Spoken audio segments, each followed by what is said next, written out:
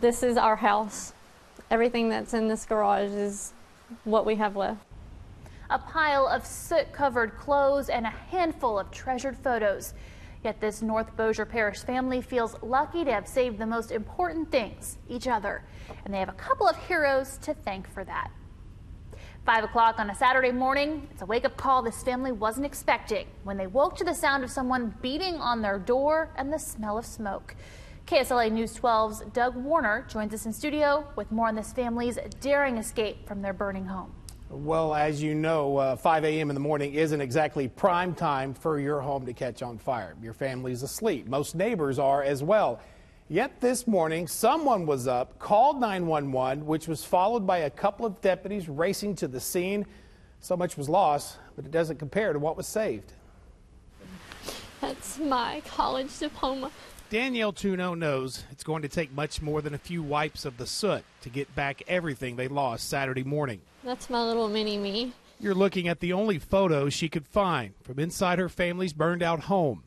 Upsetting, yes, but she knows nothing can replace holding their hands again for another day. Nobody expects this to happen to them, and when it does happen to you, you don't know where to start. To give you some idea just how lucky this family is despite everything they've lost. Caller states his neighbor across the street has a fire going in the backyard. We'll start at the beginning. He's just concerned that something may be wrong.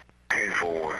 First, a 911 call. Then the response. Signal 64, dispatch. This doesn't start the fire. A responding Bossier Parish deputy quickly realized this wasn't just a burn pile in the backyard. They woke us up to them beating on the door. Sheriff's office is going to be occupied.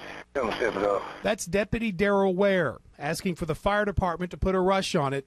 And just seconds before Danielle's fiance, Richard Hayden, made it to the front door. Your house is on fire. Get out. Get out. Richard opened the door as flames began reaching through the back wall of the house. And he screamed for me, and we grabbed our son, and they rushed us out of here. And when we got out, we can see the flames coming up over the house. Sheriff's office got everybody out. The cops beating on our door, they literally saved our life because we didn't smell any smoke or nothing. Fortunately, 8-year-old Michaela was spending the night at her dad's.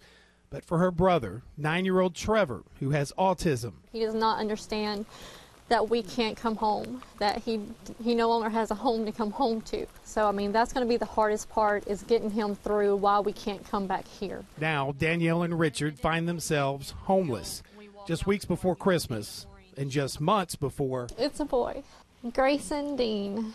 That's going to be his name. Trevor and Michaela welcomed their new brother home. He's been active all morning, I guess, because Mom has been a wreck. Wherever that may be.